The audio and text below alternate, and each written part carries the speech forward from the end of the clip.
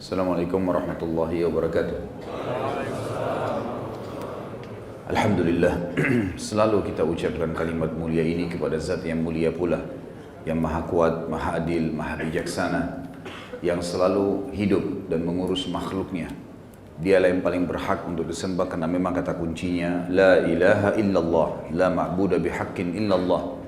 Tidak ada Tuhan di langit dan di bumi yang berhak disembah kecuali Allah. Dan dia telah menggantungkan segala kebutuhan kita dengan memuji namanya Alhamdulillah. Maka sering-seringlah mengucapkan kalimat yang mulia ini. Juga kita panjatkan salam hormat kita pada manusia yang terbaik, yang dipilih oleh Sang Pencipta menjadi penutup para nabi dan rasul atau utusan Sang Pencipta Allah, yang membawa kepada kita hukum halal haramnya Sang Pencipta, sehingga kita punya panduan hidup, tahu mana boleh mana tidak boleh. Dan Sang Pencipta bersama malaikatnya mengucapkan salam hormat kepada manusia terbaik ini dan juga dijadikan sebagai ibadah untuk orang-orang yang beriman. Maka sangat wajar kalau kita selalu mengucapkan salawat dan taslim kepada Nabi besar Muhammad sallallahu alaihi wasallam. Melanjutkan dosa-dosa besar kita, dan setelah membahas pada pertemuan ini dosa besar ke-38, menguping omongan rahasia dari orang lain, kita masuk sekarang dosa besar ke-39, masalah melaknat. Kita akan bahas teman-teman pada malam ini adalah doa. Doa dalam Islam sangat dianjurkan, bahkan kata Nabi SAW, ad-doa huwal ibadah. Doa itu sebenarnya inti daripada ibadah. Sebagian ulama mengatakan, kalau diitlakkan doa, maka berarti semua aktivitas ibadah masuk di dalamnya.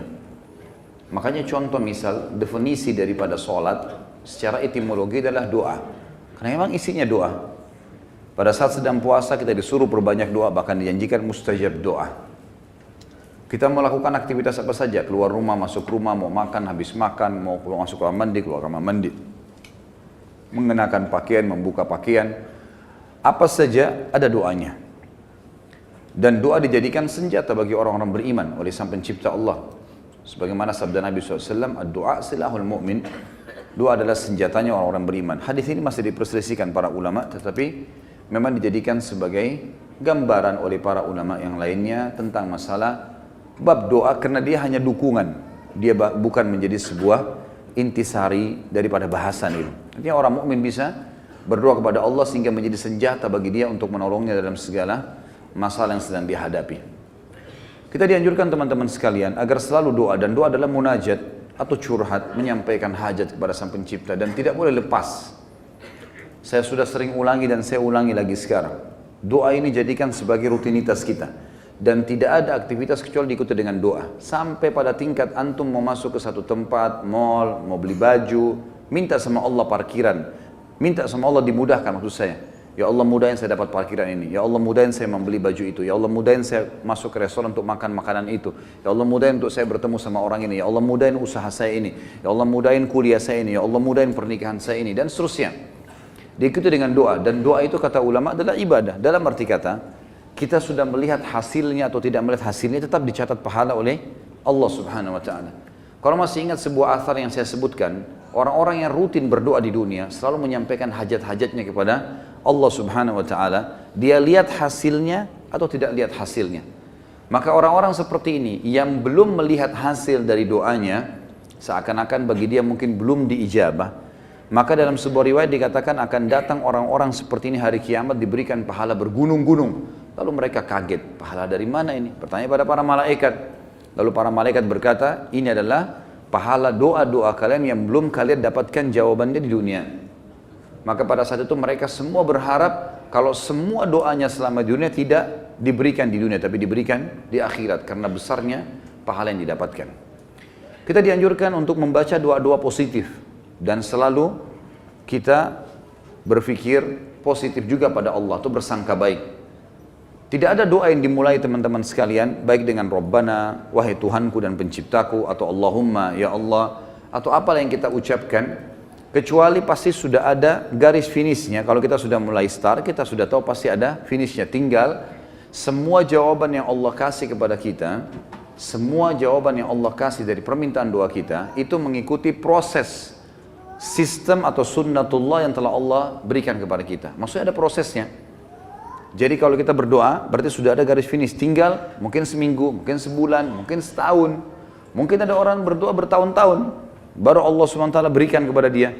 Karena bobot dari permintaannya besar, maka Allah SWT sesuaikan dengan sunnatullah atau sistem yang dia telah buat di dalam kehidupan manusia itu sendiri. Nabi SAW sebaliknya teman-teman melarang kita berdoa, mengucapkan kalimat-kalimat yang berbau permohonan atau permintaan, sadar atau tidak sadar yang buruk.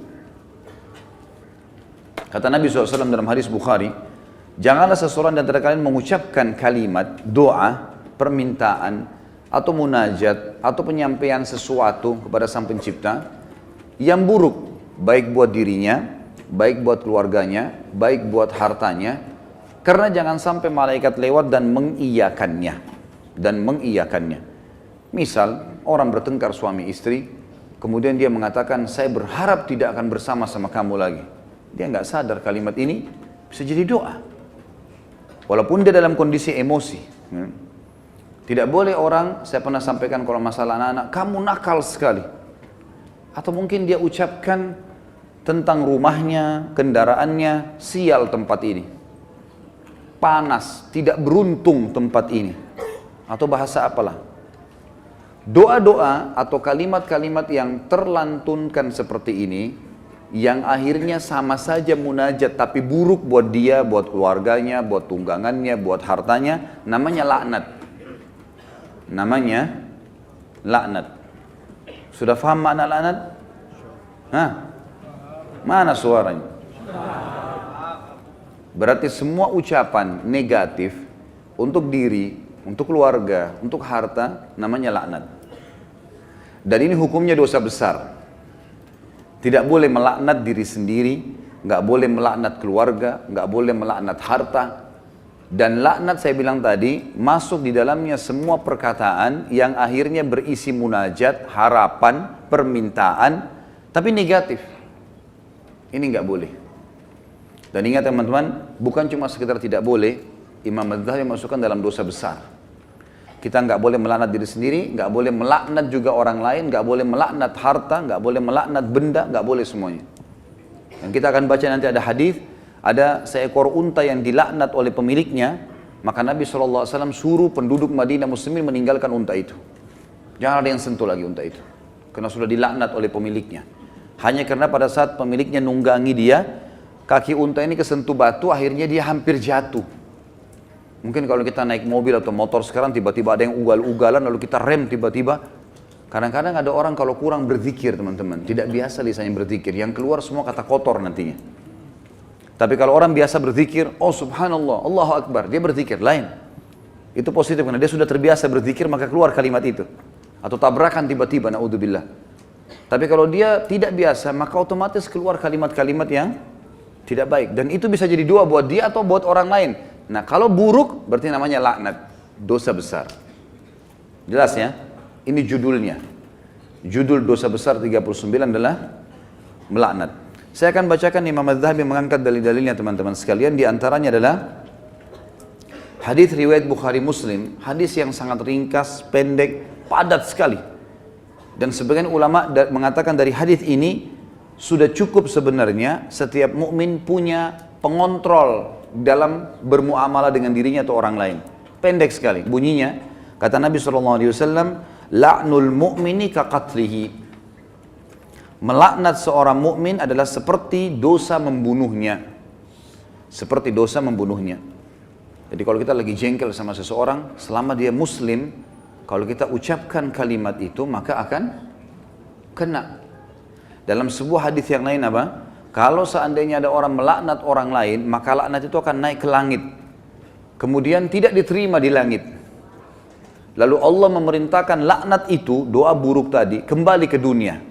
Kalau orang yang disebutkan padanya laknat berhak mendapatkannya, memang dia orang pelaku itu, maka akan kembali padanya. Tapi kalau tidak, maka akan kembali pada pengucapnya. Jadi pengucapan doa buruk bisa kembali kepada pengucapnya, kembali kepada kita, na'udzubillah. Kecuali keadaannya teman-teman, memang kita dibolehkan melaknatnya secara syar'i, seperti orang melaknat iblis, melaknat atau mengutuk orang-orang kafir yang sengaja memerangi kaum muslimin, seperti di kancah peperangan, Ada orang kemudian menyerang muslimin dan menyakiti muslimin, lalu kita mengatakan semoga Allah membinasakannya. Sama kan laknat itu. Tapi di sini babnya terbuka, pintunya terbuka, ya. Karena memang dibolehkan secara syar'i. Kalau orang hanya pelaku maksiat teman-teman, tidak boleh dilaknat. Apalagi kalau dasarnya orang ini orang mukmin yang tidak bermaksiat. Seperti pernah ada seorang yang berzina di zaman Nabi SAW lalu dirajam, dilempar batu. Lalu ada seorang sahabat berteriak mengatakan semoga Allah melaknatmu. Kenapa? Karena dia berzina. Dan memang nyata, kepergok, lagi dihukum. Berarti orang lagi buat maksiat kan? Sama kalau kita orang lagi mabuk misalnya di pinggir jalan. Tetap nggak boleh dilaknat teman-teman. Lebih baik kita ucapkan apa? Jangan kita bilang semoga Allah binasakanmu. Mudah-mudahan mobilmu tabrakan. Nah, ini nggak boleh kita ucap. Ya Allah berikan hidayah. Karena pengucapan ini laknat tadi. Kalau tidak kembali ke dia dan memang tidak akan kembali ke orang-orang ini. Kecuali tadi yang saya bilang orang yang dikhususkan. Iblis, syaitan, ya, orang-orang kafir yang menyakiti muslimin. Ada memang pintu-pintunya saja. Kalau tidak, cuma orang yang bermaksiat dari kaum muslimin tidak boleh. Apalagi dasarnya bukan orang bermaksiat. Para ulama, para da'i, para orang-orang soleh dan soleha, diolok-olok, dicaci maki, ini semua masuk dalam masalah bahasan laknat. Melaknat orang mukmin maka lebih berat atau bahkan sama dengan membunuhnya. Kita tahu membunuh dosa besar. Sebagaimana sudah kita bahas juga di dosa besar kita yang kedua, masalah membunuh adalah dosa besar dan itu sangat berat. Dan membunuh orang mukmin teman-teman sekalian, itu dalam ayat Al-Quran disebutkan termasuk yang diancam kekal di neraka selain kekafiran, kemunafikan, kemusyrikan, juga dalam membunuh mukmin secara sengaja. Ini ada ancaman kekal di api neraka, gitu kan? Dan ini masih khilaf di antara ulama memang, tapi umumnya ulama mengatakan zahir hadis ayatnya begitu. Wa may yaqtul mu'minan muta'ammidan fajazaohu jahannam khalidina fiha. Siapa yang bunuh orang mukmin, maka dia akan disiksa atau dikekalkan di dalam api neraka, ya. Itu ada di dosa besar nomor 2. Maka dia akan dimasukkan ke dalam api neraka dan dia akan kekal di dalamnya. Maaf, sebentar saya pastikan lagi.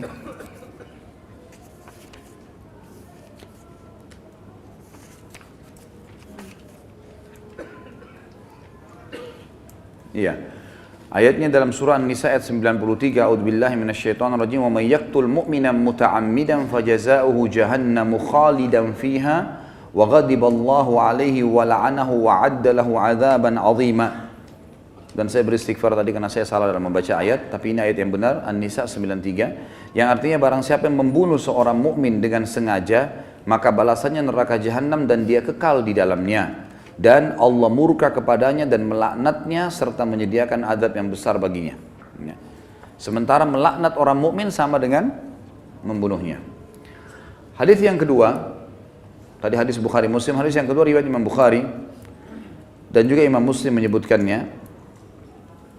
Kata baginda Nabi SAW, sibabul muslimi fusuqun wa qitaluhu kufur. Mencaci maki seorang muslim adalah suatu kefasikan dan membunuhnya adalah suatu kekafiran.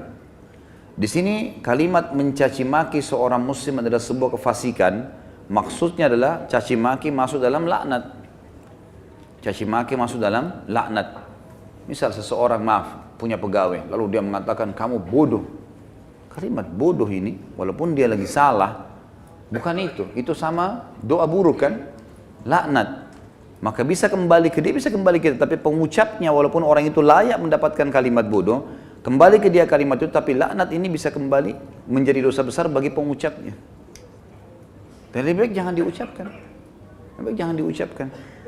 Beda kalau kita menghardik perilaku. Misal gini, ada orang melakukan perbuatan yang ngawur dia melakukan perbuatan yang orang tidak lakukan. Misal mobil lagi sangat kencang, kemudian dia tiba-tiba berjalan di tengah jalan, seperti menunjukkan sebuah atraksi atau kehebatan gitu kan. Lalu kita mengatakan perilakunya orang ini gila. Perilaku, perbuatannya itu berbeda. Yang dimaksud laknat sini adalah masuk kepada individunya. Karena perilakunya memang betul salah, gitu kan? Perilakunya salah. Kalau kamu terus melakukan perbuatan ini, seorang guru bilang sama muridnya, kamu bisa menjadi orang bodoh. Nggak masuk dalam laknat itu.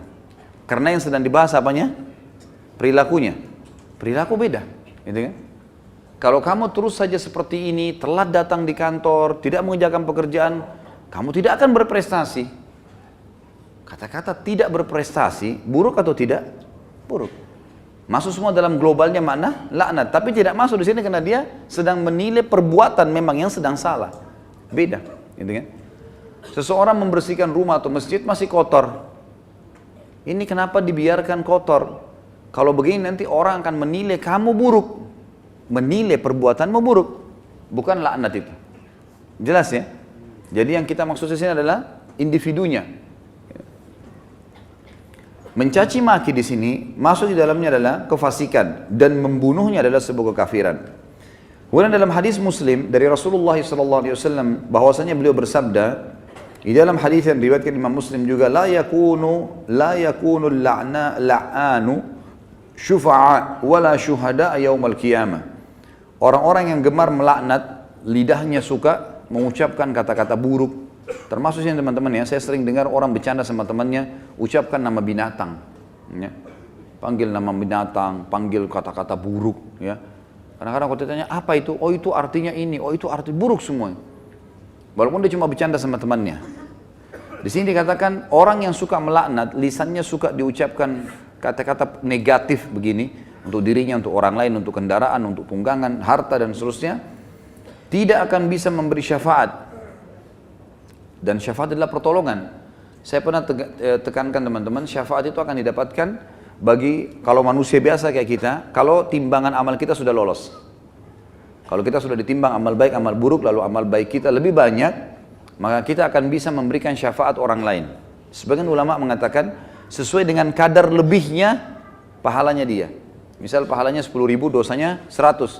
Maka lebihnya, selisihnya dia bisa membantu orang sejumlah itu. Tapi bukan diambil pahala dia, cuman kadarnya saja.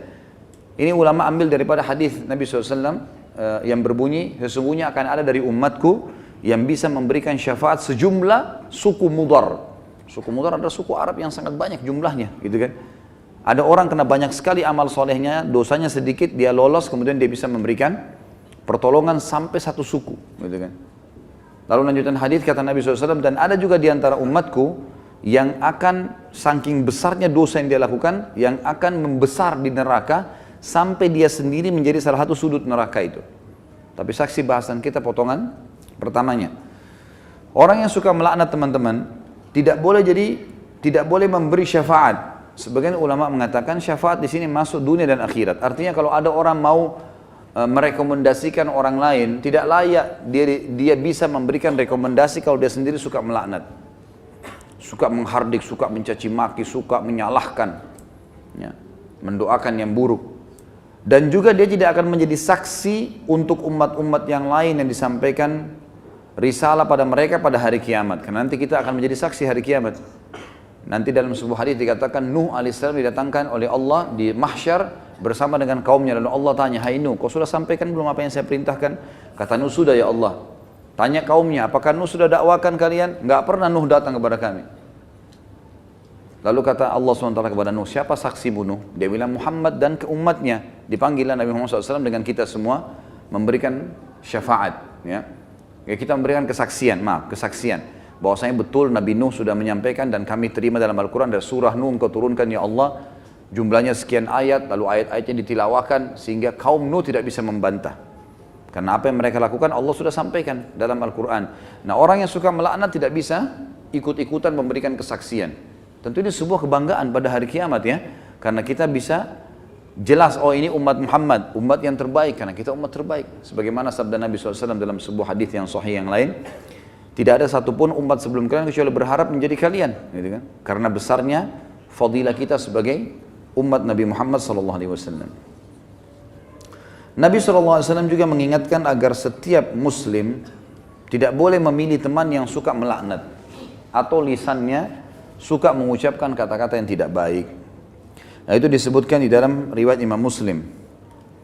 Kata Nabi SAW, la yambagi li sadiqin an yakuna la'anan. Tidaklah patut bagi seorang teman menjadi seorang tukang laknat atau suka melaknat. Kita sudah tahu kalau kita ketemu kemudian dia suka mencaci maki atau ucapkan kalimat buruk buat dirinya kah, buat orang lain kah, gitu kan? Itu semua buruk. Ya, ini buruk teman-teman sekalian. Sama dengan yang saya lihat orang sering sebut di Jakarta lata, sembarangan ucapan. Dan ini saya, Allahu a'lam, saya pribadi melihat, mungkin saya salah ya, tapi saya melihat ini mungkin karena dibiasakan saja. Dianggap bahan bercandaan awalnya, lama-lama jadi kebiasaan dia. Lama-lama, karena ini kalau kita tanyakan di teman-teman medis mungkin tidak ada penyebabnya ini. Bukan orang yang gila. Jadi dia cuma karena menganggap lucu, dia anggap juga orang-orang anggap dia jadi lucu, jadi ngucapin kata-kata yang tidak baik. Ini juga masuk. Kalimat-kalimat buruknya bisa jadi laknat karena orang yang tidak dihitung, tidak dihisab oleh Allah hanya anak kecil sebelum balik, orang gila sampai sadar, gitu kan? Dan juga orang tidur sampai dia bangun. Selain daripada ini akan dihisab oleh Allah Subhanahu wa taala. Orang mukmin secara umum yang dihasankan hadisnya oleh Imam Tirmidzi, dilarang juga menjadi orang yang suka melaknat, menyalah-nyalahkan, berkata-kata buruk, menyakiti orang lain, sebagaimana sabda beliau sallallahu alaihi wasallam, "Laisal mu'minu bit-ta'an, walal la'an, walal fahish, walal badhi." Bukanlah seorang mukmin yang sejati orang yang suka mencelah, yang gemar melaknat, yang suka berbuat keji dan suka berkata kotor atau menyakiti orang lain. Itu orang mukmin tidak usah. Bahkan saya sudah pernah ajarkan teman-teman, kalau kita diajak ribut, diajak bertengkar, wa idza khatabahumul jahiluna qalu salama. Kamu begini, kamu begitu. Sudahlah, tinggalkan saja.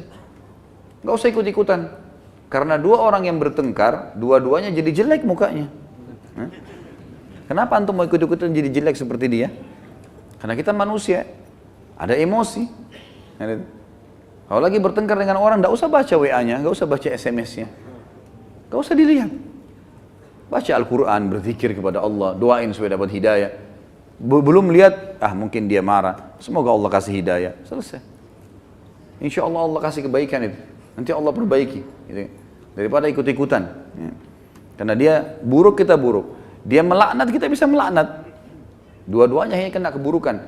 Dan kata Nabi SAW, kalau dua orang sedang bertengkar, maka laknat Allah turun kepada yang memulainya. Siapa yang memulai pertengkaran, dia yang dilaknat sama Allah. Jadi kalau laknat dari Allah melalui malaikat adalah diangkat berkah hidupnya. Kalau laknat kita, manusia kita mengucapkan berarti kita berharap keburukan buat diri kita atau orang lain. Kalau dari malaikat dari Allah itu diangkat berkah hidupnya. Kalau dua orang bertengkar, maka laknat Allah turun kepada orang yang memulainya. Dan yang tidak membalasnya terus didoakan malaikat agar dapat rahmat dan pengampunan. Sampai dia membalasnya. Kalau dia sudah balas, dua-dua kena laknat. Jadi tinggalkan saja. Kamu begini, kamu begitu ya, ngomong aja, kita jalan saja. Dia yang ngomong.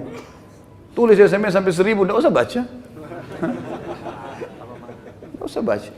Kita baca, wah dia begini, balas lagi, habis umur gitu. Untuk apa? Kita kalau balas SMS, balas WA begitu bertengkar itu sudah bisa satu surah Al-Quran dibaca. Satu huruf 10 pahala. Benar nggak? Amalin ya. Jangan cuma benar-benar tapi. Contoh realita lapangan, banyak orang begitu. Jadi jangan buang-buang waktu, nggak ada gunanya. Orang mukmin itu tidak suka mencela. Memang tidak gemar, dia tidak mau. Nggak usah ribut-ributan. Kita jelaskan pada saat perlu. Kalau ada pun orang teman-teman, ada dosa besar nanti yang kita bahas masalah tidak boleh berdebat. Kalau hal-hal yang kita anggap perlu berdebat, menjelaskan argumentasi dan ada manfaat, sampaikan. Gak ada manfaat, gak usah. Kalau diajak dialog kemudian kita nanti jelaskan juga sama saja, gak ada perubahan dan kita tahu ini sebenarnya salah, untuk apa kita berdebat? Gak ada gunanya kan? Gak ada gunanya.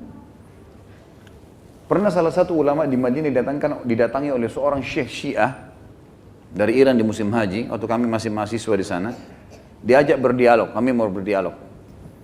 Syekhnya angkat Quran, kemudian dia bilang di depan mahasiswa, saya mau berdebat dengan anda, tapi percaya nggak dengan ini? Quran ini, diangkat Quran. Percaya nggak? Quran ini Quran ahli sunnah, 30 juz, Qurannya mereka 49. Kata dia, tidak, saya tidak percaya. Kata Syekh, saya tidak mau berdebat. Lalu rujukannya apa nanti? Nggak ada gunanya. Macam-macam mereka ucapkan, oh penakut, oh begini. Ngomong aja, silakan.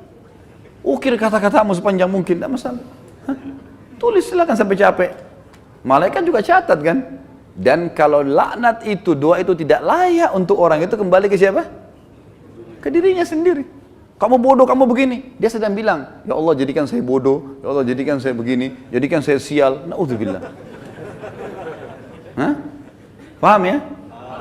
Alhamdulillah. Amalkan. Kemudian sabda Nabi SAW juga sama ya teman-teman ya. Tidak boleh gemar mencela, tidak boleh gemar melaknat, tidak usah suka berbuat keji. Berbuat keji itu suka iseng, ganggu orang. Itu perbuatan keji. Sengaja pukul, sengaja sembunyiin barangnya orang. Jangan dijadikan bercanda ini teman-teman. Hah? Maaf, sengaja buang angin, ganggu temannya. Nah, iya. Kemarin orang nanya di bahasan saya di Bulughul Maram, Ustadz bagaimana saya ini suka tidak bisa tahan diri, selalu keluar angin. Bagaimana hukumnya? Boleh nggak tahan kalau saya lagi sholat? Saya bilang sebelum saya jawab saya bilang gini, ini adalah sebuah hal yang dibiasakan. Coba kalau antum biasakan teman-teman tidak buang angin sembarangan. Maaf saya bahasakan ini, antum tidak akan terbiasa di depannya orang. Bahkan subhanallah kita akan melepaskan angin itu di tempatnya saja, di WC, yang lainnya tidak pernah. Ada orang enggak, bercanda, pegang kuping temannya, bunyi kentutnya. Oh iya, bercanda dia membuat temannya ketawa. Duduk sama istrinya. Apakah muslim dilarang melaknat muslim yang mendukung kaum kafir jadi pemimpin terkait Al-Maidah 51 sampai 57? Bagaimana cara kita mengingatkan mereka agar kembali ke jalan selain itu? Bagaimana sikap kita terhadap pemimpin kafir yang suka melaknat siapapun yang bertentangan dengan dia, khususnya muslim juga? Bagaimana dengan pelawak yang melaknat diri sendiri agar terlihat lucu? Tidak usah disebut namanya ya. Tentu saja ini yang kita bahas dari tadi. Orang kafir yang mencaci maki muslimin, ini terbuka pintu, nggak usah ditanya fatwanya. Kan tadi saya bilang gitu ya. Udah boleh, ini memang kita melaknat orang seperti ini terbuka pintunya. Karena memang dia sudah berbahaya, baik perilakunya atau individunya, gitu kan. Itu jelas. Kalau orang muslim yang membela orang kafir, Allah mengatakan dalam Al-Maidah itu sendiri. Ya. Allah SWT mengatakan, A'udzubillahi minasyaitonirrajim 51-nya, ya ayyuhalladzina amanu la tattakhidul yahuda wan nasara awliya ba'duhum awliya'u ba'd. Hai orang beriman, jangan kalian jadikan Yahudi dan Nasrani disebutkan sebagai pemimpin kalian. Wa may yatawallahum minkum fa innahu minhum, kata Allah. Siapa yang menjadikan mereka pemimpin, mendukung mereka, maka dia sama dengan orang itu. Artinya sama hukumnya. Dia bela-bela ya, dia juga kena laknatnya, gitu kan? Dia juga kena apa yang kena kepada orang yang melakukan perbuatan salah itu. Siapa yang melindungi kesalahan, dia berarti berbuat salah. Otomatis kan itu. Siapa yang mendukung kebenaran, berarti dia berbuat kebenaran. Jelas sekali kok, tidak ada sesuatu yang diragukan dalam masalah itu. Kalau masalah pelawak-pelawak, ya semoga Allah kasih hidayah. Untuk apa membuat orang tertawa lalu melaknat diri sendiri, mendoakan keburukan? Nah, ini keburukan teman-teman sekalian, Allahu a'lam. Jadi dalam Islam, saya bahasakan ini dan ini disebutkan dalam banyak riwayat, kalau Nabi SAW pernah tertawa, sahabat pernah tertawa, tapi tertawa pada sesuatu yang bukan direkayasa. Emang ketawa sesuatu memang harus hanya lucu, orang ketawa. Tidak ada rekayasa di situ. Tapi kalau rekayasa cerita, ini kena banyak sekali ya larangan-larangan. Seperti kata Nabi SAW, saya pemimpin di tingkat terendah surga bagi orang-orang yang meninggalkan dusta walaupun bercanda, gitu kan? Itu jelas sekali sabda Nabi SAW. Dan saya pemimpin di teratas surga bagi orang yang berakhlak yang mulia. Tapi intinya salah satunya adalah tadi orang yang meninggalkan dusta walaupun bercanda. Ini tidak boleh memang, semestinya harus dihindarin.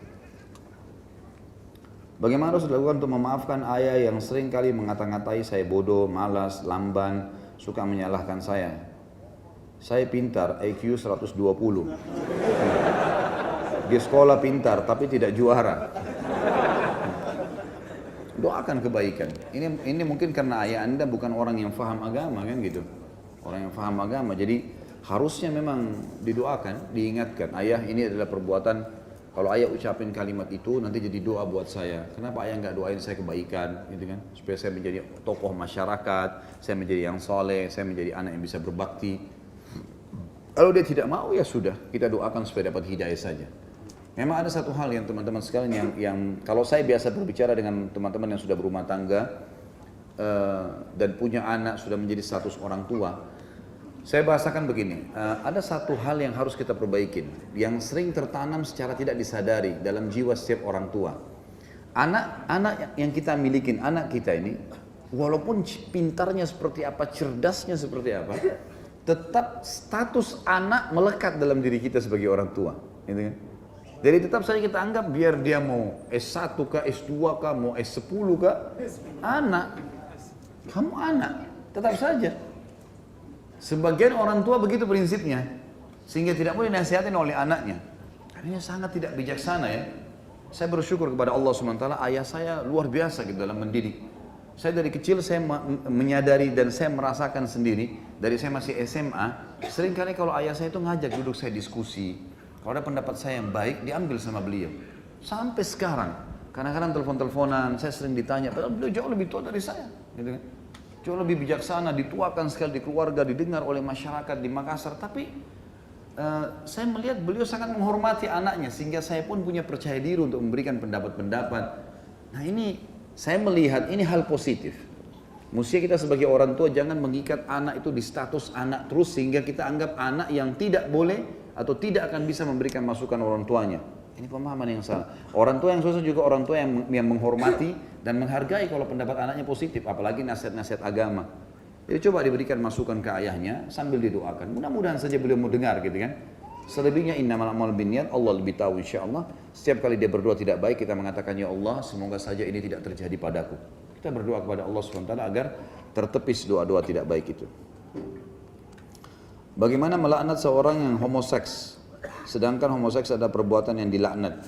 Tentu saja ini tadi belum saya sebutkan. Jazakallah khair pertanyaan ini. Jadi memang perbuatan yang Allah laknat boleh dilaknat perbuatannya. Orang yang melakukannya kalau memang dilaknat maka boleh dilaknat karena memang dilaknat ya. Pelaku homoseksual itu ada disebutkan di dalam hadis kalau misalnya Allah melaknat kaum Lut ya. Karena mereka melakukan perbuatan-perbuatan atau Allah melaknat orang yang melakukan perbuatan kaum Lut. Artinya perbuatan mereka dilaknat, mereka juga dilaknat dan pelakunya juga dilaknat. Kalau ada lafaz seperti ini berarti terbuka pintunya, terbuka pintunya. Kalau perilaku, semua perilaku buruk boleh, ya perilakunya ya. Kalau individunya butuh dalil yang menjelaskan bahwasanya memang boleh dia dilaknat. Yang jelas sudah pernah kita jelaskan masalah homoseksual ya teman-teman sekalian, ini manusia-manusia yang berpenyakitan. Nggak boleh dipelihara di masyarakat. Harus ini diperbaikin, diobatin.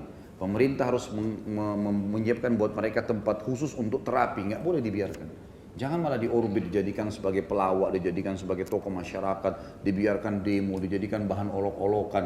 Ini semua nggak boleh. Ini nggak boleh. Nabi SAW pernah melihat orang seperti ini, banci ini di Madinah. Waktu itu Nabi SAW cuma dengar suaranya mendekati suara perempuan. Dan dia bercerita kepada seorang sahabat, nanti kalau Nabi membuka kota Taif, saya akan tunjukkan kamu perempuan yang gemuk, badannya seperti ini. Karena dia pernah melihat perempuan itu. Dia suka sama sahabat laki-laki itu untuk mengambil hatinya. Maka Nabi SAW mengatakan apa? Keluarkan orang ini dari Madinah, nggak boleh masuk sampai dia sembuh. Ini penyakit ini, nggak bisa. Harus dihilangkan ini. Terkadang jika di jalan sering ada pengendara yang ugal-ugalan, saya suka mengatakan itu orang pintar sekali.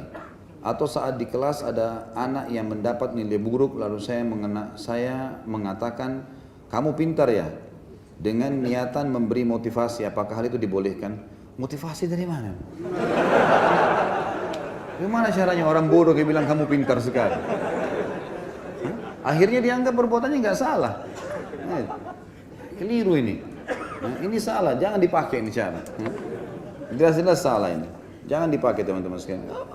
Dia salah nilainya, nak belajar yang benar ya. Semoga Allah jadikan kau orang pintar. Ada kata-kata yang lain yang bagus kan. Nilainya 0, kamu pintar sekali.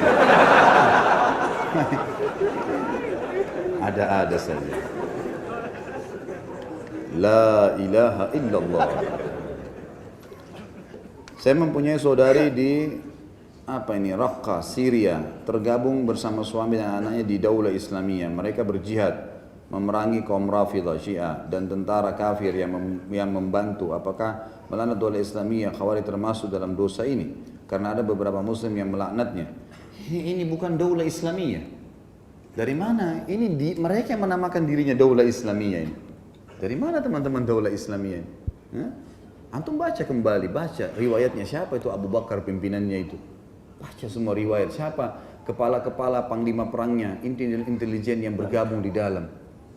Ini semuanya hal-hal yang perlu dibaca kaum muslimin. Anak muda harus paham ini, tidak boleh terpengaruh dengan emosional saja. Pengakuan mereka tentang itu dan baca fatwa-fatwa ulama tentang mereka. Tidak ada satupun di antara ulama yang mu'tabarah, yang bisa dikeluarkan, yang mengatakan mereka itu boleh, gitu kan? Tentu saya tidak mengatakan laknat mereka, jangan melaknat teman-teman, doakan kebaikan supaya Allah kasih hidayah. Supaya Allah kasih hidayah. Ya Allah berikan hidayah. Karena teman-teman kita ini sedang salah, sedang keliru. Karena banyak anak muda yang semangat, lalu kemudian mereka salah dalam melangkah, gitu kan. Allah alam, saya pribadi tidak melihat untuk melaknatnya. Jangan melaknat, tapi doakan kebaikan. Lebih baik seperti itu. Tapi pengakuan terhadap ini adalah Daulah Islamiyah yang harus didukung sekarang ini. Tidak ada fatwa ulama berhubungan dengan masalah. Malah ulama meluruskan, mengingatkan agar anak muda jangan terjerumus dan masuk dengan mereka itu. Jelang pilkada banyak pendapat ulama yang menyelisihi Al-Quran dan Sunnah. Alhasil banyak dari kita yang terpancing melaknat ulama di media sosial. Contoh, pendapat ulama tersebut lebih baik memilih pemimpin kafir daripada pemimpin muslim tapi zalim. Mohon penjelasannya Ustaz. Laknat seperti apa dulu ya? Kalau antum laknat perbuatannya tetap boleh di sini ya. Misal ada seorang yang mengaku sebagai seorang muslim, lalu dia mengatakan kayak kalimat tadi. Kalimat ini kalimat yang fasik ini. Kalimat buruk ya. Pemimpin non muslim lebih baik daripada yang adil, yang baik, yang pintar lebih baik daripada muslim yang bobrok. Pastilah iya benar, gitu kan? Kalau misalnya ada orang kafir baik akhlaknya dengan muslim yang buruk akhlaknya, kalau secara global dinilai ini memang lebih baik. Tapi bicara masalah kepemimpinan bukan berarti terbuka pintu pimpin bagi orang kafir itu. Karena jelas Al-Quran melarang secara mutlak, tidak ada celahnya. Di wilayah muslim, pemimpin non-muslim, tidak ada celahnya. Mau cari dari mana celahnya ini? Haram hukumnya memilih pemimpin muslim di non-muslim di wilayah muslim. Haram teman-teman sekalian. Allah bilang mereka yang memilihnya sama dengan orang-orang itu. Kan gitu. Berarti sama, dianggap perbuatannya salah, perbuatan kekufuran itu. Nggak boleh itu, gitu kan? Dan pada saat tabligh akbar kemarin kan saya sudah jelaskan. Kalau antum baca Al-Maidah jangan cuma 51. Baca 51 sampai 59, kemudian lanjutkan untuk menjelaskan tentang kafiran orang-orang ini. Kita bisa baca juga ayat 70, 72 sampai 75, gitu kan? Kembali ke situ teman-teman, baca, kita akan dapat jawabannya. Ya, kita akan dapat jawabannya, Allahu a'lam. Dan ini yang dikatakan ulama-ulama Islam. Ulama dari mana ini? Saya tidak sama sekali saya tidak tahu bagaimana bisa dapat predikat ulama yang mengatakan pemimpin muslim boleh. Dari sisi mana ini? Alimnya dari mana? Itu saya sudah cukup dinilai kalau dia bukan seorang alim. Bahkan tidak layak dikatakan dai. Gimana caranya dia mengatakan boleh pemimpin non-muslim? Kalau berada di wilayah non-muslim, di Amerika, di Australia, dipilih pemimpin non-muslim yang menjadi pemimpin itu lain. Itu pun ulama mengatakan tidak layak seorang muslim ikut-ikutan mendukung. Gak usah dukung. Udah dia jadi ya sudah. Sesuai dengan hukum Allah kita patuhi, yang tidak kita tolak. Kan begitu saja. Gak usah ikut-ikutan teman-teman sekalian. Bukan zona kita itu. Gak usah terlalu jauh kemana-mana gitu. Saya lihat sekarang banyak orang yang tidak ada urusannya sama sekali. Politik itu teman-teman harus ahlinya yang bicara. Biarkanlah orang-orang itu bicara. Bukan semuanya orang di gang, semuanya orang di masjid bicara masalah itu, tidak. Kalau di masjid kita mengingatkan tentang perilaku orang yang salah, oke. Tapi kalau bawa-bawa partai di masjid, bawa-bawa ini, bawa-bawa itu politik, untuk apa? Ini tempatnya orang mau tahu hukum halal haramnya Allah ini. Bukan untuk ditunggangi seperti itu. Apalagi datang ngorbit perkataan sana sini, pemimpin non muslim lebih baik. Ini tidak layak dapat gelar ulama ini. Dari mana? Jelas-jelas Allah mengatakan jangan, dia bilang boleh, nantang Allah ini. Nggak mungkin, kan gitu. Jadi ini bukan ulama gitu. Nah, kita kembali ke tadi. Kalau kita melaknat perbuatannya, ini nggak boleh, terkutuk perbuatan ini, tidak baik dan seterusnya. Perbuatan ini membawa pada kekufuran, perbuatan ini itu lain, boleh. Tapi individu harus kita kembali dulu ke masalah, kenapa? Kalau dia memang mendukung pemimpin non-muslim, Allah bilang dalam Al-Maidah 51, Berarti sama dengan mereka, kena apa yang dikena orang kafir itu kan gitu.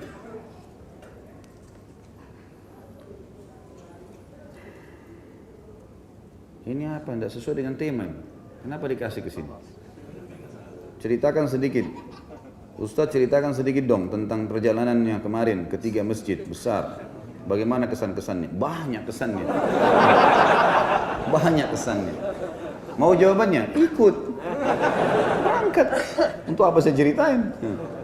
Jelas salat di Masjidil Haram nikmatnya luar biasa. Ibadahnya nyaman, pahalanya besar, uang yang dikeluarkan sedekah, bertemu dengan saudara-saudara muslim. Itu aja antum jabarin sudah 24 jam kita bisa ngomong masalah ini.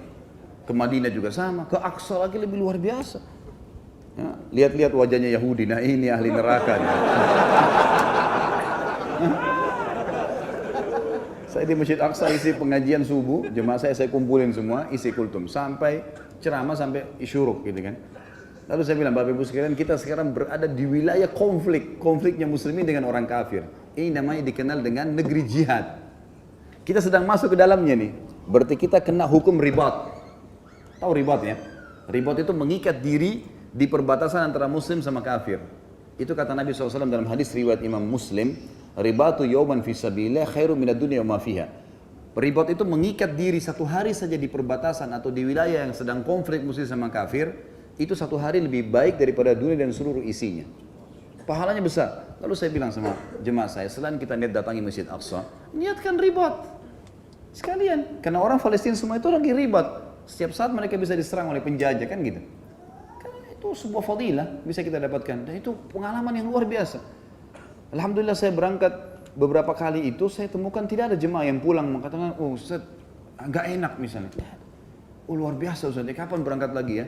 Insya Allah saya akan programkan. Ada yang mau buka travel, ada yang mau ini, banyak pengalaman luar biasa. Susah kita gambarkan ya. Bertemu dengan saudara-saudara Muslim Palestina, ada yang ceritakan pengalamannya. Imamnya Masya Allah datang temuin kita. Sampai saya rekam sendiri, saya minta imamnya, salah satu imamnya Syekh Yusuf, saya ngomong sama beliau, Syekh tolong motivasi teman-teman di Indonesia. Nanti insya Allah saya akan kasih teman-teman tim di-upload di YouTube, mungkin sekitar Kultum, di depan Masjid Qubatus Sakhra, saya habis sholat subuh sama beliau, lalu saya bilang, Syekh coba bicara, saya terjemahkan. Motivasi mereka, mulai bermotivasi, datanglah ke sini, tidak ada masalah, di sini tidak ada apa-apa, silahkan datang, pahala besar, ini adalah masjid bukan orang Arab punya tapi orang muslimin, dan dia nasihatin banyak hal. Alhamdulillah pengalaman, susah untuk digambarkan teman-teman sekalian. Makanya jawaban sederhananya berangkat saja, gitu kan? Insya Allah akan dapat pengalaman yang banyak. Allahu a'lam. Semoga apa yang kita bahas malam ini bermanfaat buat kita semua. Dan juga semoga semua dosa yang pernah kita lakukan diganti dengan kemahamurahnya sampai kita menjadi pahala. Dan semoga semua amal yang pernah kita kerjakan diterima olehnya, baik yang sudah kita kerjakan ataupun yang belum kita kerjakan di masa depan nanti. Dan semoga semua kalimat laknat, doa-doa yang tidak baik yang pernah kita ucapkan, Allah Subhanahu wa taala mengangkatnya malam ini, terutama yang hadir dalam majlis kita ini, semuanya diangkat oleh Allah Subhanahu wa taala dan akhirnya tidak menjadi penghalang dalam semua kebaikan yang akan kita dapatkan. Dan semoga Allah mendengarkan doa ini. Dan kita mendoakan saudara kita di Palestina, di Syria, di Yaman, di Irak, di Myanmar, di Ahsa, dimanapun mereka berada sedang bertindak, semoga Allah ikhlaskan niat mereka, terima para syuhada mereka, muliakan Islam di tangan mereka dan tangan kita semua, dan semoga Allah partisipasikan kita bersama mereka di pahala baik dengan doa dan hatta juga dengan jiwa kita. Dan semoga Allah mengaruniakan kota Jakarta dan juga seluruh Indonesia pemimpin yang saleh, yang mukmin, yang memang mewarisi tradisi dan kebiasaan Abu Bakar, Umar, Uthman, Ali radhiyallahu anhum ajma'in menerapkan Islam. Maka semoga Indonesia menjadi contoh bagi negara-negara Islam yang lain. Dan semoga ini adalah awal kebangkitan kaum muslimin dan penyatuan mereka dalam satu saf sehingga agama Allah termenangkan. Dan ya Allah gabungkanlah kami semua di surga firdausmu tanpa hisab, sebagaimana Engkau satukan kami di majlis ilmu yang mulia ini. Kalau benar dari Allah, kalau salah dari saya mohon dimaafkan. Subhanakallahumma wa bihamdika asyhadu an la ilaha illallah astaghfirullah wa atubu ilaik. Wassalamualaikum warahmatullahi wabarakatuh.